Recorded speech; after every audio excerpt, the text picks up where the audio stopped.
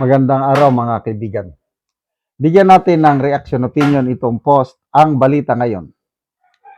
Wala rin kayong 16 to convict.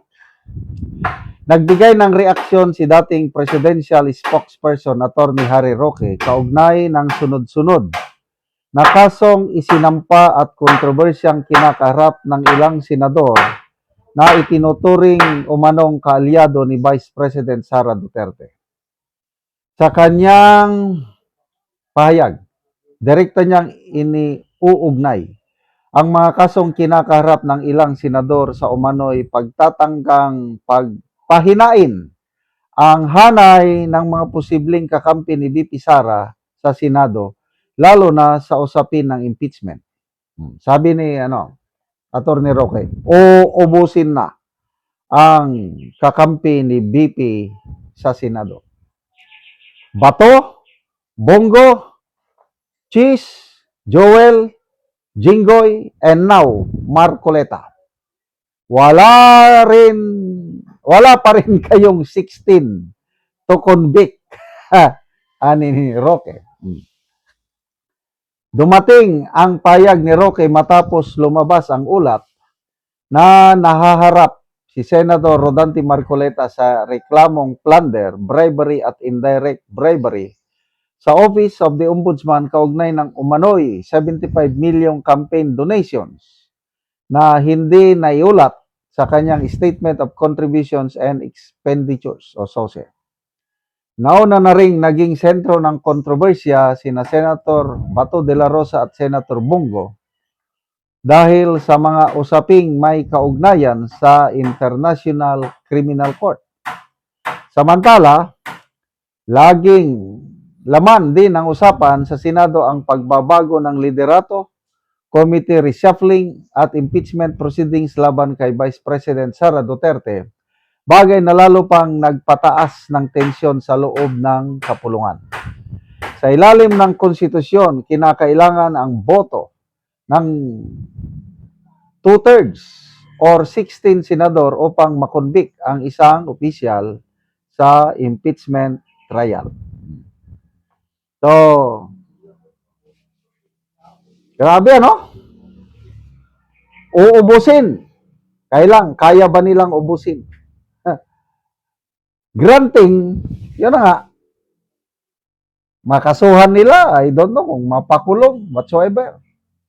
Granting lang. Tama si Atty. Roque. 16 ang kailangan nila to convict the Vice President. Sample, botohan na. Wala si Bato. Sino pa? Wala si Marcoleta. Wala si Jinggoy. So, tatlo pa malang. So, ang majority o Brave 13, 10 na lang sila.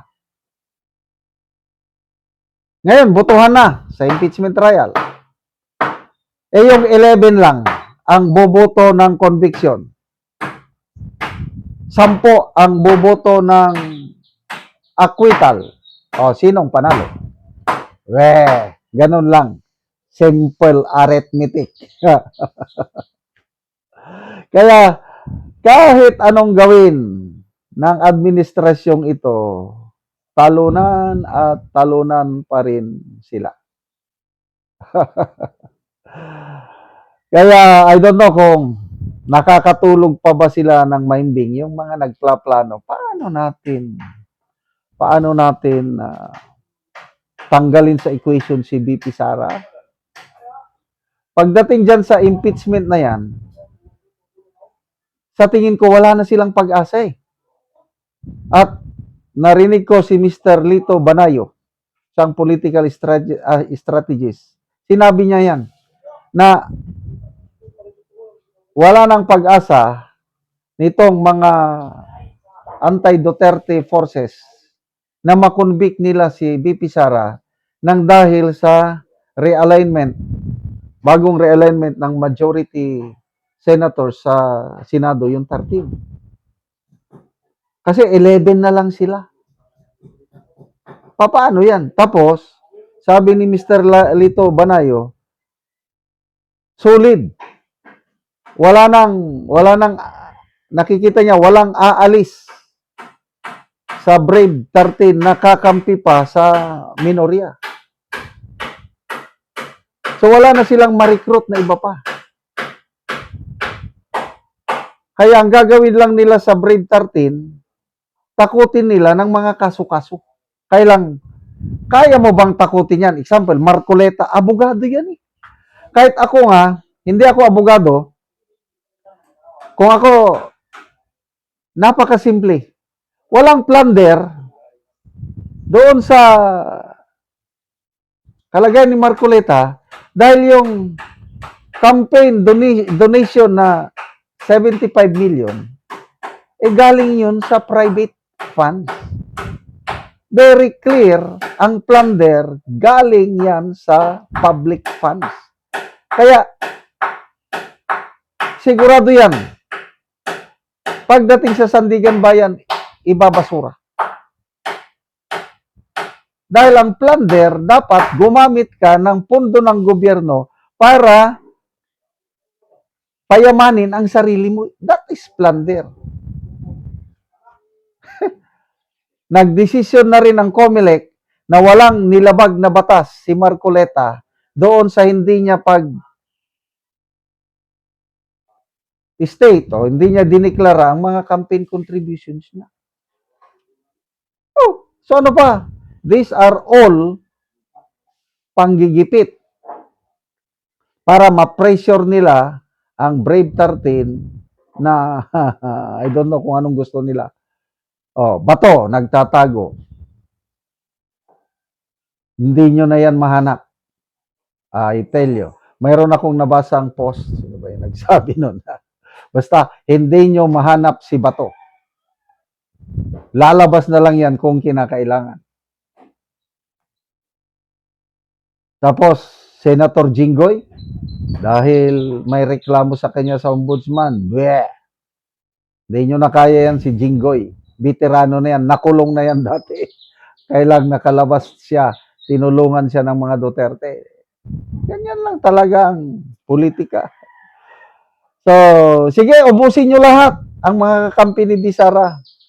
Kaya lang, ang huling hilakhat sa kanya pa rin, kay BP Sara pa rin. Salamat mga kaibigan sa inyong pagsubaybay sa channel na ito. Nakakatulong kayo ng malaki sa ng tribong Talandig ng Bukidnon dahil ang sweldo natin sa channel na ito is pantulong po sa tribo. Namimigay tayo ng libreng yero at pako para makapagpatayo sila ng mas maayos na tirahan. Panoorin niyo ang video na ito. Karon mo na ni ang itsura sa natagaan na mo og yero sa iyang atop. So lata na gid kaayo. So mo na ni ang itsura sa iyang balay. So mao na ni ang yero nga among gihatag. So iatop na ni karon.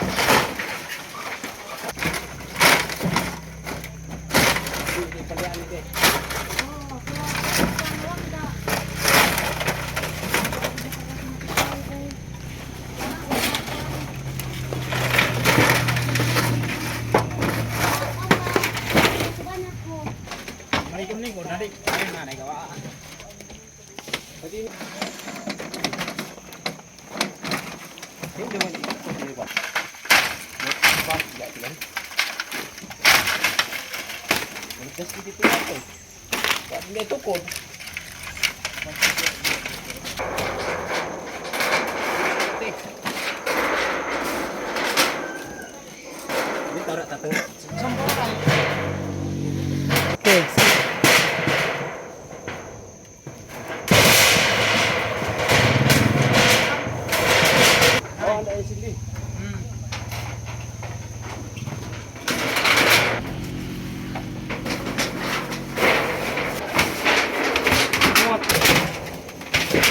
Og karon humanagid sa pagatop ang among ginahatag nga yero so napulihan na gyud ang atop ni Salamat sa naghatag sa Coxen kay napulihan na gyud ang akong sin nga 31 na katuig. Sa Ginoo inaot nga magpadayon sa to. Magpadayon ni nga tabang wala pa ang inabang dili pagit ko makabalay kay among kwarta kutob ra sa pagkaon. O, so naa kay estudyante ante. Naa Unsa na yung mga grade? grade 6 o grade 2. Ay, so kuan ra gyud ang kuan kulang gyud ang inyong panginadlaw no, sa inyong estudyante. Salamat kaayo. Salamat kayo ante. Salamat.